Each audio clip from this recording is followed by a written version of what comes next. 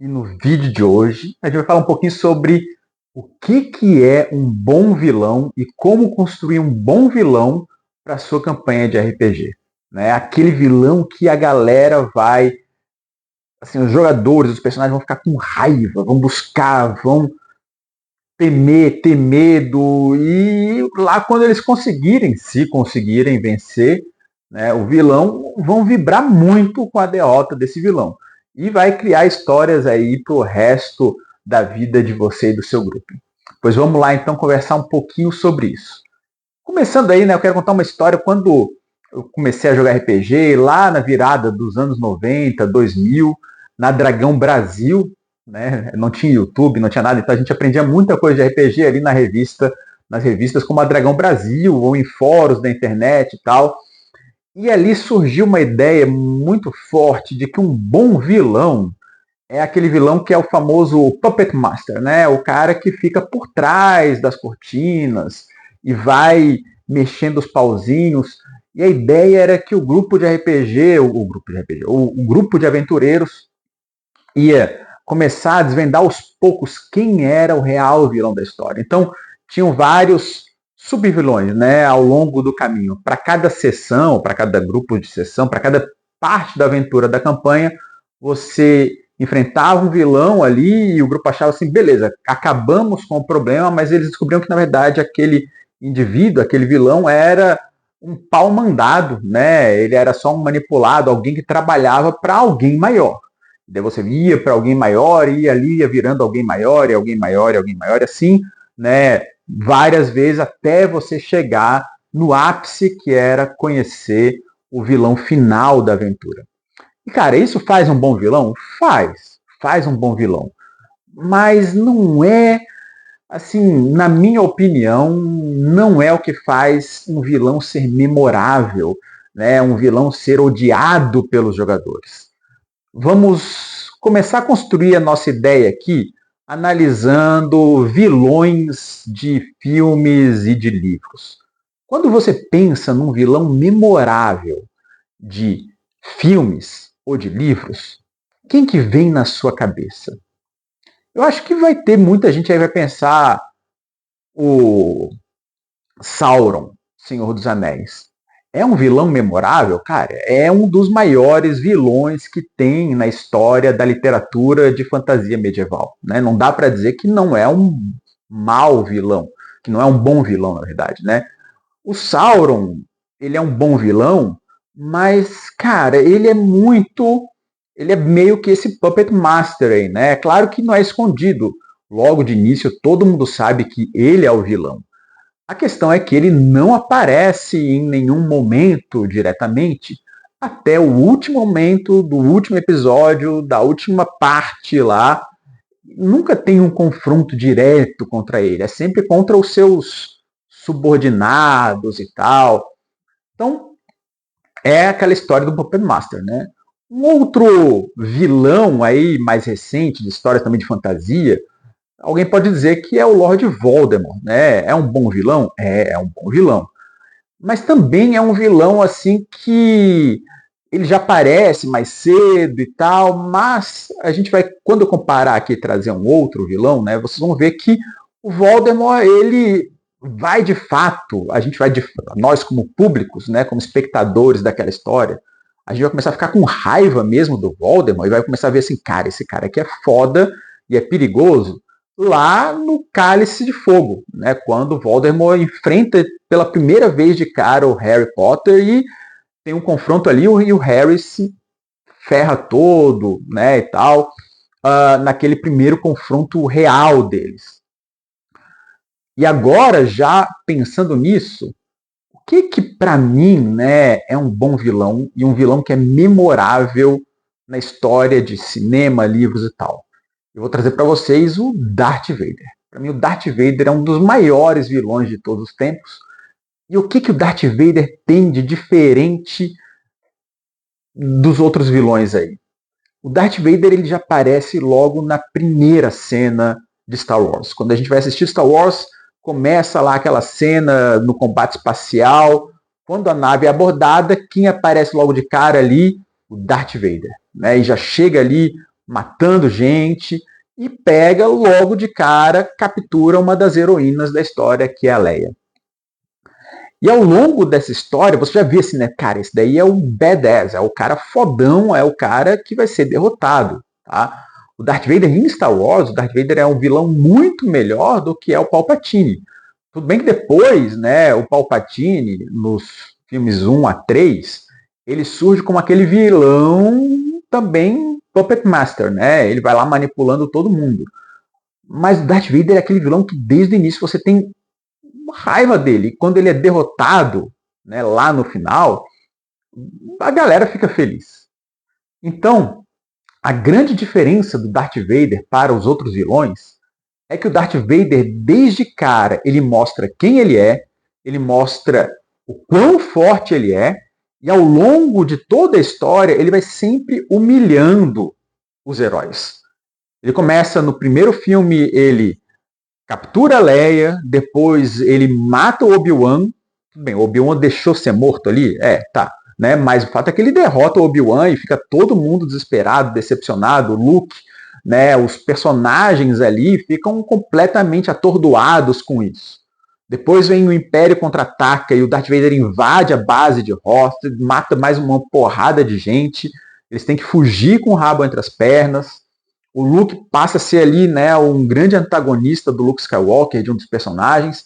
Quando chega lá na Cidade Voadora, o Darth Vader, ele de novo prende todo mundo, prende a Leia, prende o Han Solo, congela o Han Solo em carbonita e tem a luta contra o Luke Skywalker, que é a luta mais icônica, eu acho, né, de, assim, em termos de dramaticidade em Star Wars, porque ali ele começa a ter uma virada de chave, que eu acho que é isso que constrói uma boa história. O Luke ele perde pro Darth Vader, perde a freio, mas ele já dá um trabalho ali, né? Já não é aquela coisa simples, fácil, já não tem que fugir correndo e tal, ele vai lutar e luta e luta e luta e luta e luta e no final ele perde a mão dele, revela que Darth Vader é o pai e coisa assim, né? Também tem uma grande reviravolta aí, mas é uma construção muito legal de vilão. E você vê assim que o grupo de heróis vai aos poucos ganhando confiança para enfrentar o Darth Vader. Até que chega no terceiro filme, infelizmente eu acho que é uma pena que o Darth Vader no terceiro filme ele quase não aparece, né? Assim, quer dizer, não é que ele quase não aparece, mas não tem confrontos antecipadamente, só lá no final tem um confronto contra o Luke Skywalker, e daí o Luke finalmente derrota o Darth Vader aí. Então, para mim, isso é um bom vilão. E eu vou dar um exemplo para vocês, né, de alguns vilões que tem nos livros de D&D que mostram isso. Um vilão que tem, que eu acho que é muito bom, vamos pegar aqui, né, é na Aventura Tiranias dos Dragões. Nesse caso aqui, quem é, para mim, o melhor vilão dos dois livros, né? Tá? Tanto o Horde of the Dragon Queen, quanto a Fúria de Tiamat lá, né, mais adiante. Mas aqui, logo de cara, o grupo, vai ter spoiler aqui, né? O grupo ele vai ser confrontado por um cara que é este cara aqui, ó, tá? Vai aparecer logo de cara, né? Pensa assim, o grupo chega numa vila simples, pacata, e tem que lidar com um dragão azul, fodão, e tem que lidar com um paladino, não lembro se ele é paladino, né? Mas tem que lidar com um Dragonborn que dá uma camaçada de pau ali, tá? Na galera, né? Na situação que tem, como o mestre levar e tal, e criar, ele vai dar uma camaçada de pau nos personagens. Nas duas vezes que eu mestrei essa aventura, ele matou, né, em cada uma das aventuras, ele matou um personagem ali logo de cara, e a galera fica com muita raiva desse personagem aqui. E depois, quando eles vencem, infelizmente ele acaba sendo vencido logo em seguida, né, nessa aventura, mas depois, quando eles vencem, o grupo fica muito feliz de ter vencido esse vilão. Por conta disso, ele apareceu a primeira vez, logo de cara, ele mostrou para o grupo que ninguém consegue lidar com ele, mas lá para frente, conforme os personagens vão passando de nível, vão evoluindo, vão ganhando equipamento mágico e tal, a galera consegue lidar com o vilão. Então, um bom vilão é isso, ele vai aparecer logo de início para vocês. E eu vou dar um exemplo de como que eu fiz isso nessa aventura, né, a Maldição de Strahd, como que eu alterei essa aventura para que o Strahd fosse um vilão muito maior do que ele é aqui. Eu já mestrei essa aventura várias vezes, né? E em todas elas eu tomei a decisão de botar o Strahd logo no início da aventura. Então tem a primeira aventura, que é, né, a Casa Mal Assombrada lá, Death House, que é uma aventura já bem difícil, já mostra pra galera o que é Ravenloft.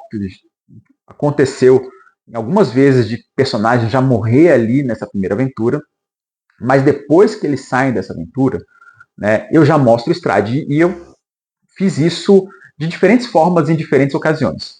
Teve uma ocasião que o grupo, depois que saiu da Death House, eles estavam sendo perseguidos por lobos gigantes. Essa foi a que eu mais gostei, na verdade, né? Então o grupo estava sendo perseguido pelos lobos gigantes, pelos Dire Wolves, do Strahd.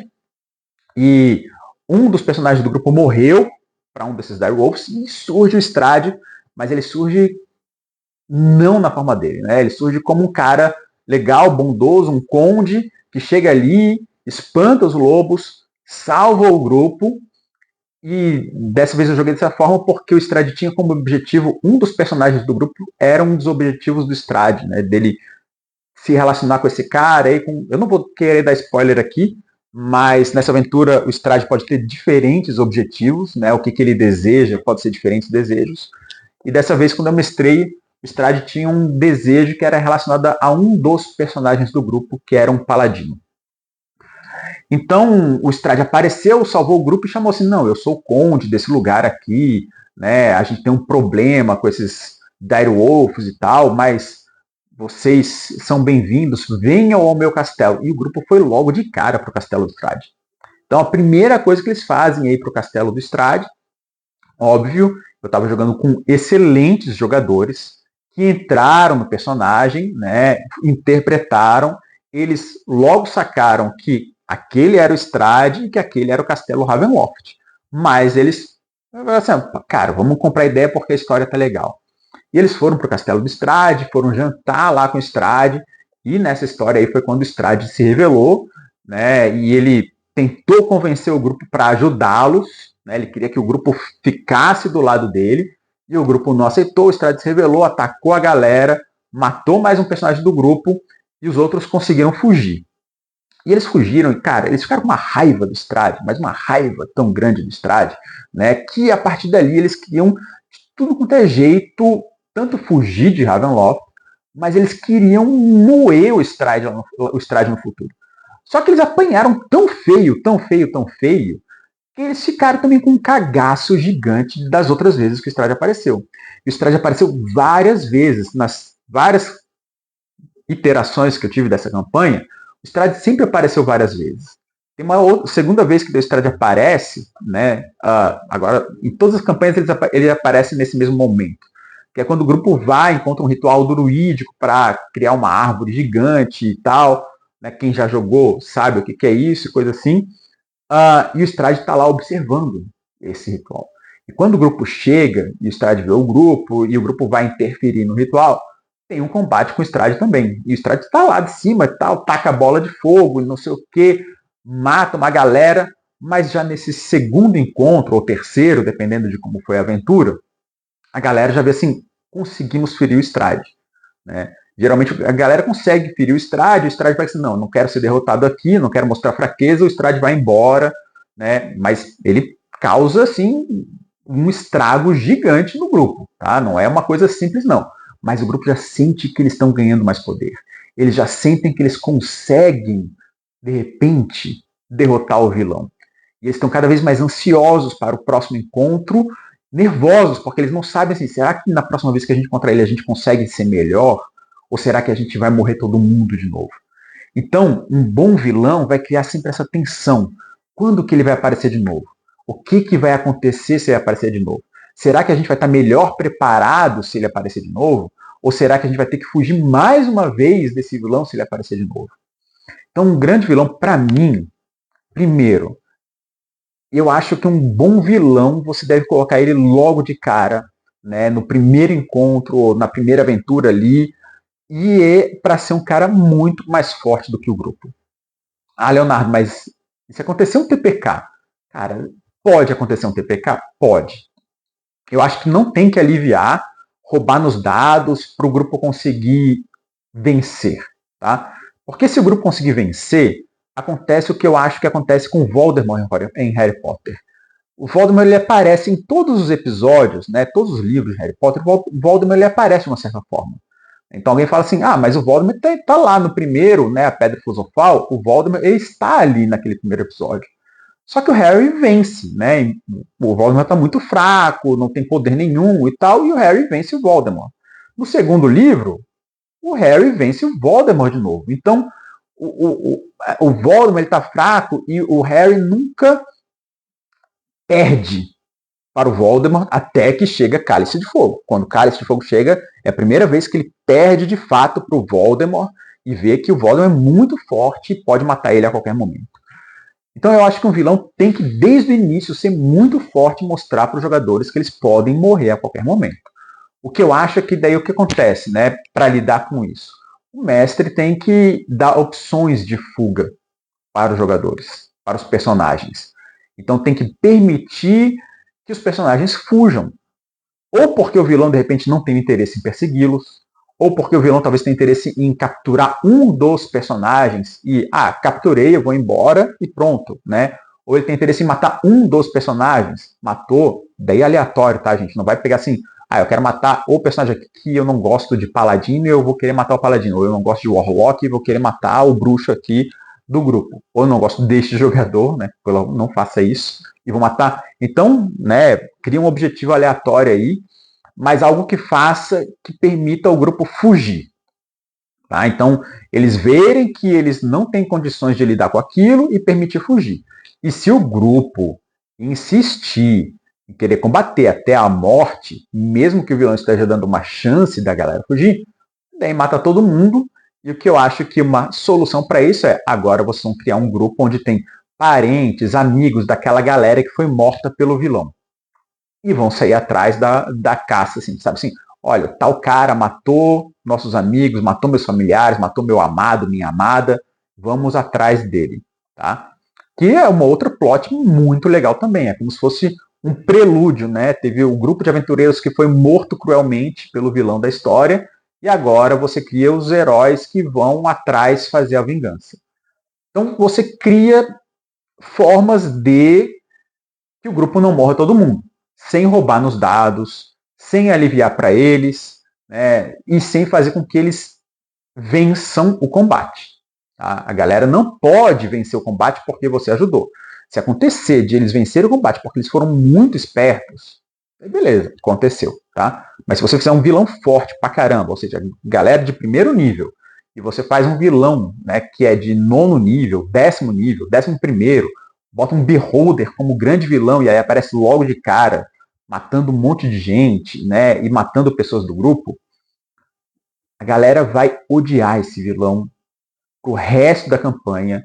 E cada vez que eles encontrarem, eles vão ficar encagaçados, mas eles também vão ver que eles estão evoluindo, que cada vez que eles encontram tem uma evolução no que eles conseguem fazer, causar dano e tal, até que eles vão vencer. E quando a galera vencer, gente, eles vão ficar tão felizes e vão vibrar tanto de vencer aquele cara que humilhou eles tantas vezes, que vai ser memorável.